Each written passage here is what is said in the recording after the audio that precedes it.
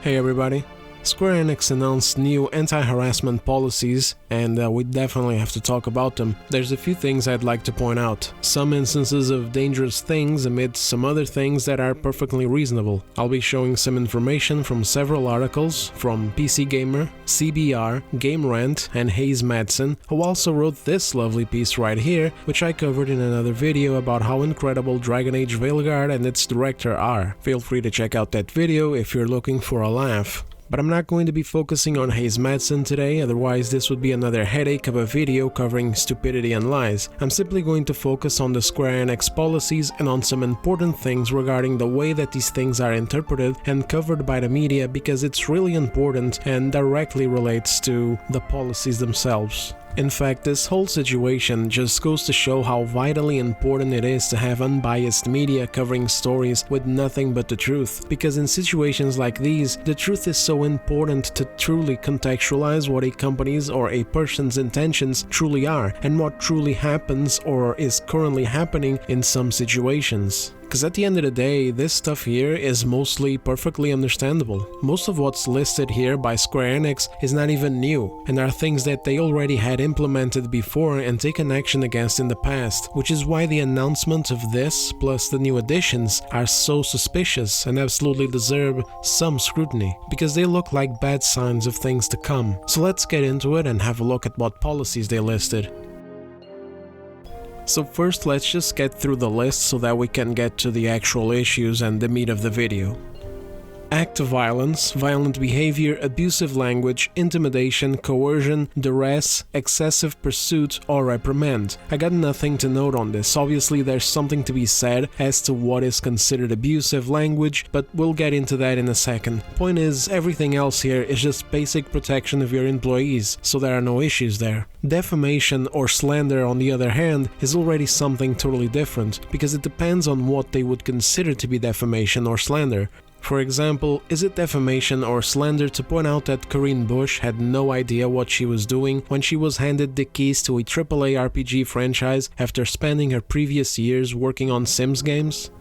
This is just a random example which will sadly have to come up again one more time in this video, thanks solely to the fact that she decided to engage with lies, copium, and perhaps even defamation of us as consumers with a terrible biased game journalist. Is it also abusive language, defamation, slander, or discriminatory speech, which is also pointed out in this list as well, to call out developers and community managers who take potshots at their customer bases? Would gamers being insulted by them and then hitting back at them on social media be crossing a line, despite it all just coming down to random people talking shit on the internet to each other? Let's keep reading through the list. Denial of personality. I don't even know what that means, so I'm going to move on. Personal attack, including email, contact forms, comments, or posts on the internet. Advance notice of wrongdoing. Advance notice of obstruction of business. Persistent inquiries, repeated visits, trespassing by visiting or staying in an office or related facility without permission. Unlawful restraint, including via telephone calls and online inquiries. Like, again, all of this stuff I'm reading is fine. There's some seriously valid concerns for employees' well-being, except of course the situation of what is considered a personal attack through comments or posts on the internet. Again, this could be anything, and that's really the issue here, because when it comes to real concerns, such as threats and actual harassment, or the things down here, infringement of privacy, stalking behavior, like, all of this stuff is perfectly reasonable, as is the stuff about discriminatory speech, so long as it is actual discriminatory speech. The issue here is, who are the people qualifying this? I'll get into this in a second. Let me just finish up the list with this undue demand stuff down here. Sorry about my voice again, by the way. I've gotten a sore throat again. God damn it. So 3 things I highlighted here was request for monetary compensation or exchange of product, which is just really weird. Are they talking about refunds and returns, or what is this? This doesn't constitute as harassment in the list, but it's still constituted as some kind of a problem down here, and it's just ridiculous if it does come down to refunds or returns. Apparently requests for apologies or demands for punishment of employees, which are often the same thing, unless,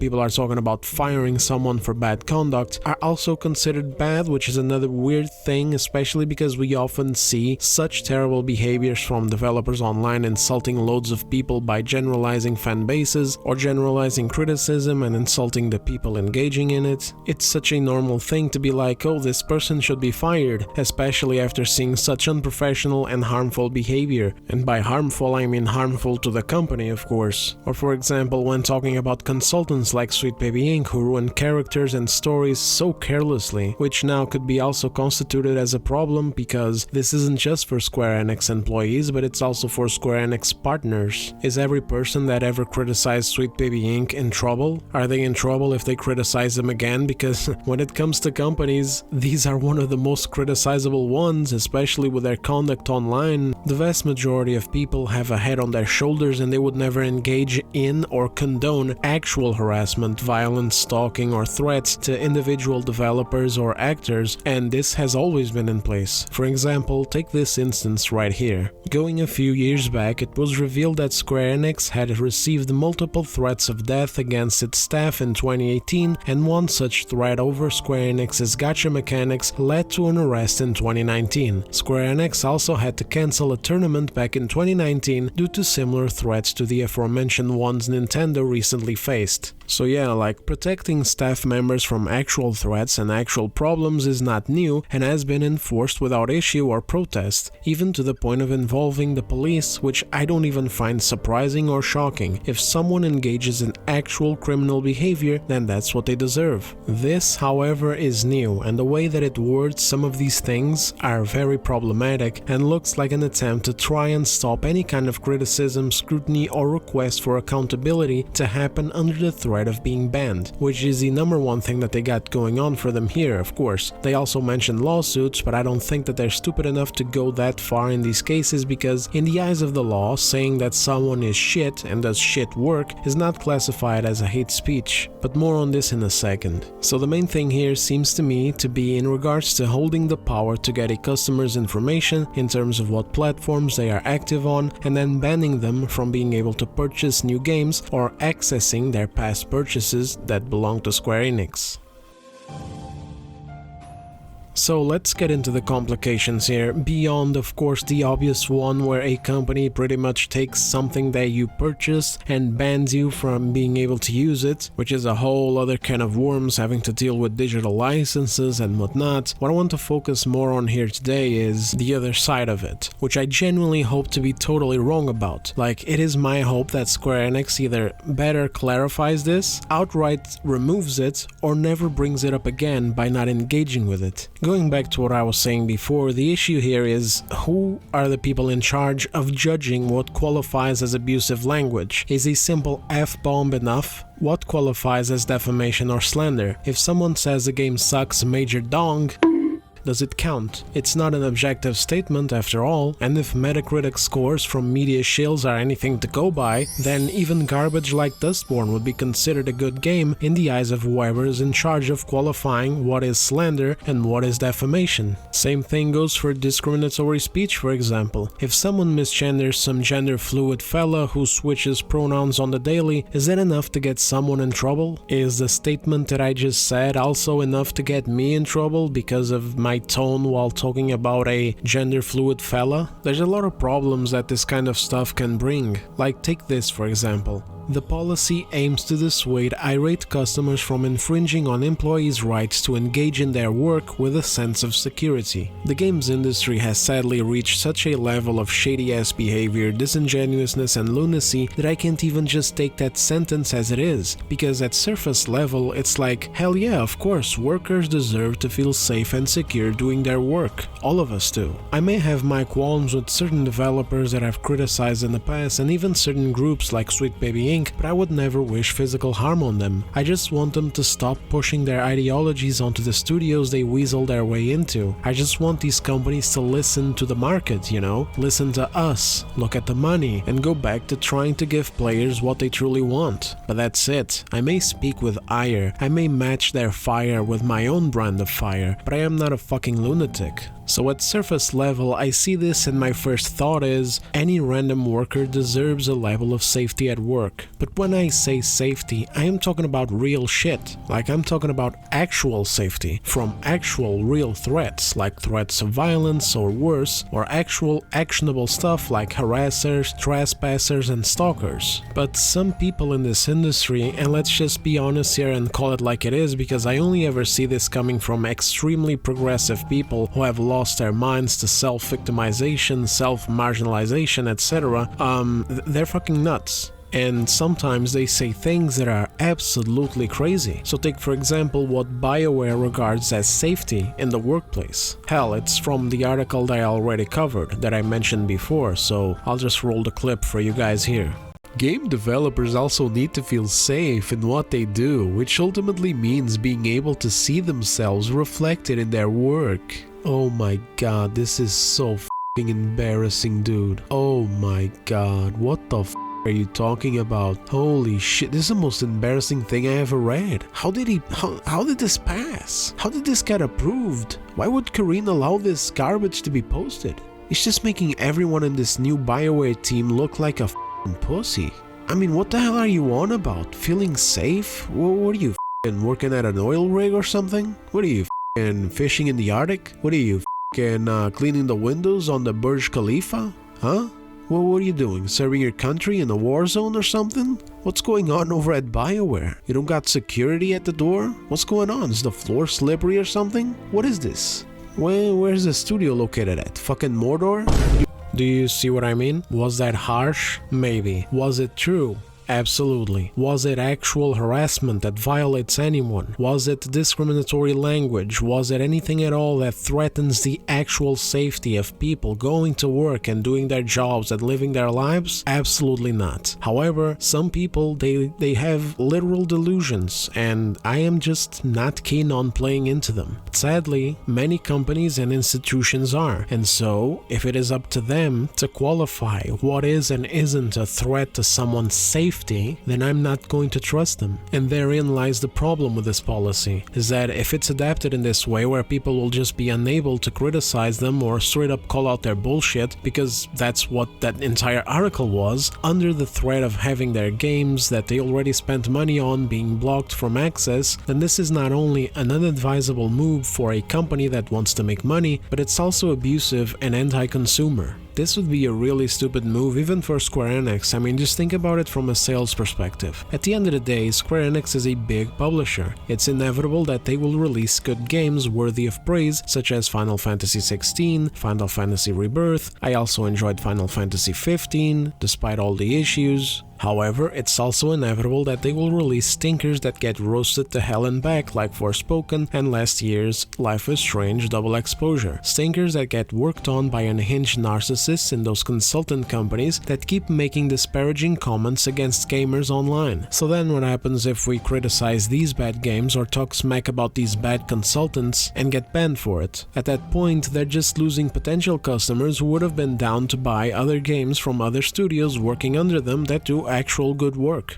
In my view, the actually bad stuff that would be actually harmful to workers in any way, shape or form was already laid out in their previous policies and was already actionable, as they themselves admit that they already took action against these people before, including with the use of law. Like, this is just duh stuff, you know? Companies already normally have these policies in place since day one. They are a huge corporation at this point. This new stuff though, this new thing that is just now coming out is just something else. It has to be. I believe it's just an excuse to threaten people with access in order to shut down valuable discourse and criticism. Just another piece of politicization that is incredibly destructive to the industry because, as I laid out in my part 2 of my video on politics and video games, criticism is incredibly important, and we're moving towards a future where we lose that because of companies using the ideology to protect themselves and their products from valuable constructive criticism. This is what these new vague policies reek of, or at the very least they reek of wanting to try and control the discourse. But as I said at the beginning of this point, I hope that I'm wrong and that we won't see this become yet another new problem to go into in 2025. This is all very shaky ground. Context is incredibly important in this type of thing. because take for example what happened last year with Dragon Quest III HD 2D remake, which the dipshit wrote about, Hayes Madsen wrote about in his article. Slip of the tongue, sorry about that. Square Enix isn't the first company to enact this kind of policy, and it's not entirely surprising to see, as toxicity has, in recent years, dangerously spiked online and on social media apps like X. The company received waves of harassment when Dragon Quest III HD 2D remake changed the male and female character options to body type A and to body type B. So, he describes what happened as waves of harassment when it wasn't waves of harassment at all. This is what the I mean. People will take criticism of perfectly valid concerns and questions in regards to an absurd change as harassment. This body type nonsense is the most pathetic kind of thing I've ever seen, because if you look at the characters in game, it's still more than clear that they're presenting male and female bodies. And this is the case for other games as well. No matter what game it is that we play these days with a selection screen, even if it is Elden Ring, it's always either body type A or body type B, or appearance A or appearance B. In Tiny Tina's Wonderland's game, it's this one or that one, etc. But the models in game are always more than clearly presenting male and female bodies. So what the f is the point of this? It's still a binary choice between two body types. Even if I was to get on the side of the identity politics ideologues for a second, I would still see this as stupid because it's not really affirming a non-binary system when it comes to gender. But anyway, the thing that gets me in this stuff is the following. When this industry decided to introduce contentious, toxic and very divisive politics into itself, and deliberately and even aggressively take a side by implementing changes like these, or by injecting ideological and often reactionary bullcrap into their games or into the way that they communicate with us, they made a choice to involve themselves with toxic, divisive matters. And now, when gamers speak up about the toxic and divisive matters that the stupid studios and publishers decided to dip their dicks into, they get mad and upset or start whining like little children and creating policies to get people to shut up under the threat of having the products that they paid for be inaccessible. This all stems from them. This came from them. They have cultivated this environment and now they don't want to engage with it. It's ridiculous, and then it pins it all on us, when in reality, if they stopped all of this tomorrow, we wouldn't care anymore. We wouldn't be sitting here and making up these problems and politicizing things that are not politicized already. We just want to play video games, for goodness sake. This is what happens when you politicize an industry. You completely poison the well. But anyway, let's move on, because this issue goes much deeper. To make it even more laughable and to further back my claim that this is precisely what Square Enix is intending to do with this garbage, take what happened when the very creators of Dragon Quest spoke out in an interview about all of this shit as an example. Anti-censorship interview between Dragon Quest creator and Dragon Ball editor wiped from the internet. Spokesperson claims the video has been spread in a manner that is far removed from the true meaning. Yep, that's right, it got hunted down and deleted by Square Enix. You can probably still find it on some places, but every time it resurfaced, Square Enix stepped up to have it deleted or taken down again. And why is that? What was supposedly removed from the true meaning? What was so bad that couldn't stay up? Well, it was the truth. It was the fact that the creator admitted that he doesn't like the censorship bullshit going on in the West, and that the body type stuff was just an example of stuff imposed on the remake in order to have it sold in the West, among some other changes to character design. They spoke a lot about censorship and the ideologies over here in the West, stuff about ugly characters, stuff about body type stuff, and who actually in their right minds would even complain about having male and female instead of body type A and body type B. And he was absolutely right, because the fact is that 99% of this planet would have no issue whatsoever with it saying male and female, and the only reason why these things get pushed past a certain level is because a lot of people just kinda roll their eyes like, huh, fuck it, instead of fighting against it over the years. Now this body type stuff is tied to all manner of other far bigger and more problematic things, such as self-identity policies and the very erasure of the concept of male and female because of transgender ideology, under the guise of it being regressive and offensive to people. Who are that people? Who the f knows? It's like the tiniest minority of morons. It doesn't even include trans people themselves, because those motherfuckers transition between male and female. They don't transition between, I don't know, attack helicopters and autism gender. This is for the insanely tiny minority of non-binary people out there. We're changing this massive thing that 99.9% of the planet relates to and accepts because of some virtue signalistic bullshit for an incredibly infinitesimally small percentage of people. Sorry, I meant infinitesimally, or whatever the fucking word is. What did Square Enix and the excess media and other ideologues expect when pulling moves like this? It's goddamn obvious where all this was going to lead.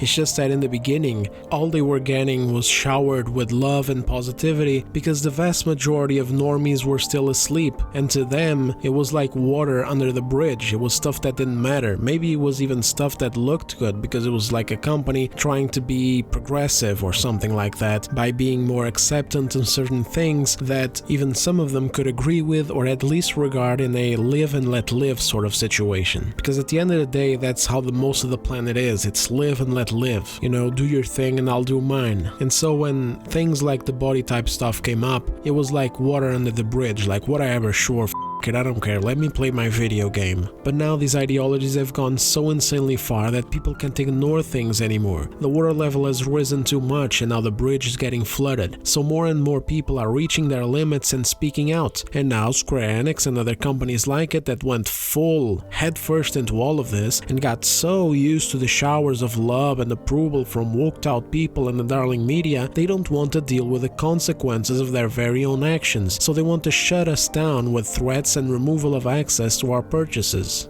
It's pretty damn clear to see what's going on when you line it up with their previous actions. It's like this interview. No meaning was mistaken from it at all. There was nothing being spread in a manner that is far removed from the true meaning. It's just that the creator of Dragon Quest and the people who he was talking to didn't bend over for the company's enforced view. The removal of this interview is quite literally censoring these creators. It's controlling what can and can't be said, even inside of the company, and it's frankly disgusting.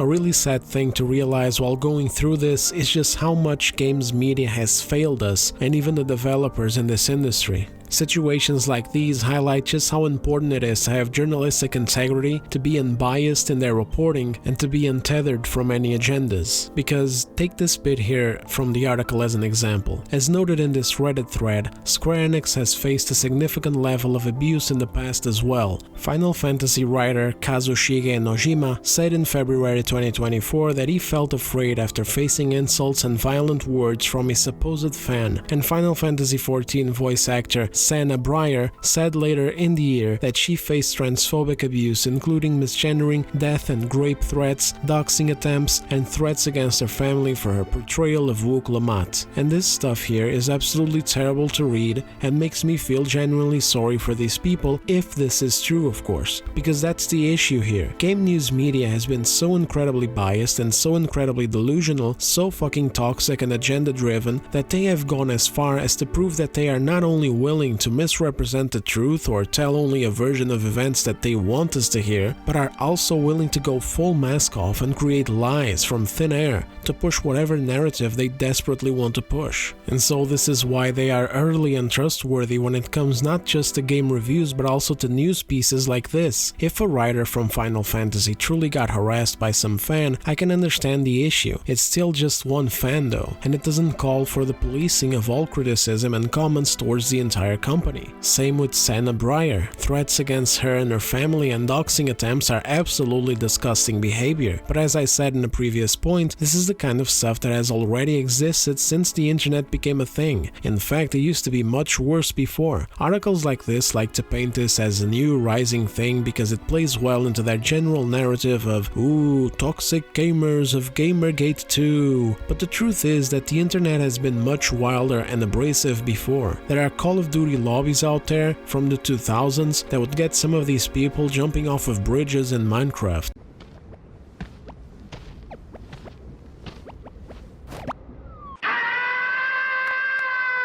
And as expected, these things have been dealt with and will carry on being dealt with as they should. None of this justifies this new policy aimed at people making comments and posts on social media that Square Enix will judge based on potentially bullshit parameters that they didn't even bother to mention, because of course they wouldn't. They want to keep it all vague and subjective so that they can call it up to their own interpretation of whatever constitutes defamation or slander or abuse or discriminatory speech or whatever else. I mean, take the body type A and B situation that we just talked about. Complain about that and they may very well constitute it as discriminatory speech regarding gender and get you banned. Then there's also cases like what's going on with Compulsion Games, for example, where these companies hire despicable people as community managers, even racists and activists sometimes, and then they expect their communities not to devolve into toxic cesspits. It was pointed out in one of these articles that, for example, Destiny 2 had to deal with issues like these, and also Cities Skylines 2, which made me chuckle a little bit, because I have absolutely no idea how even that kind of game managed to have issues in its community. But then again, I just think back to what happened last year with Godot. I could also ask why or how would there be any toxicity in the community of a game engine? Well, the answer was an unhinged community manager with green hair. I think she even wanted to bang Asmongold or something. Damn!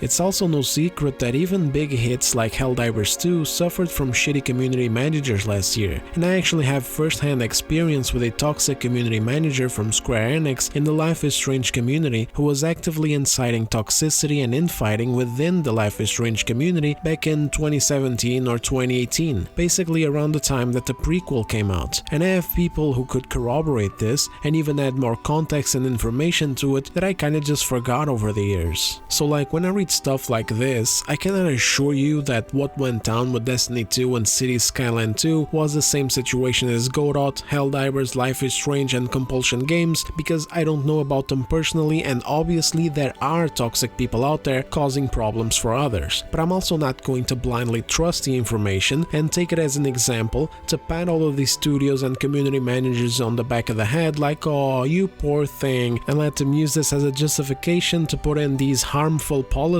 like Square Enix is doing, when it is also true that we see them being the instigators of a lot of these problems sometimes in other cases. There's a lot of really weird, really unhinged, power-hungry community managers out there trying to gatekeep the games that they work for from people who don't share the same opinions. And that brings me to this little area that I highlighted down here. This last paragraph stating that in a GDC 2023 survey, 91% of respondents said that player harassment of game developers is a problem for the industry, particularly among women and members of the LGBTQ+ community. I honestly could care less about this bullshit survey. I have a folder filled with screenshots as to why GDC is a complete shit show. In fact, I'm actually amazed that only 91% of the respondents agreed with this, instead of the number somehow coming back as an anomaly stating a percentage above 100. I'm just going to slide some screenshots through the screen right now so that we don't go fully into this and make this video super long. Look at this one here. And white cisgender able-bodied man as the default. Jesus. How pathetic do you have to be to make a PowerPoint presentation like this? Look at the cute default in red letters and everything. They take this stuff so seriously. Like, what are you even suggesting here? A black, disabled, trans, non-binary person as the new default for our games industry? Look at this doozy here as well from the Daydam with pink hair over there on the podium. All caps. Video games are political. The way we make video games is political. The way that we teach our students... The way that we teach our students to make games is political. Sounds like a fucking speech from a fascist. I bet she slammed her fist on the little podium as well, like Dwight in the salesman convention. Blood alone moves the wheels of history!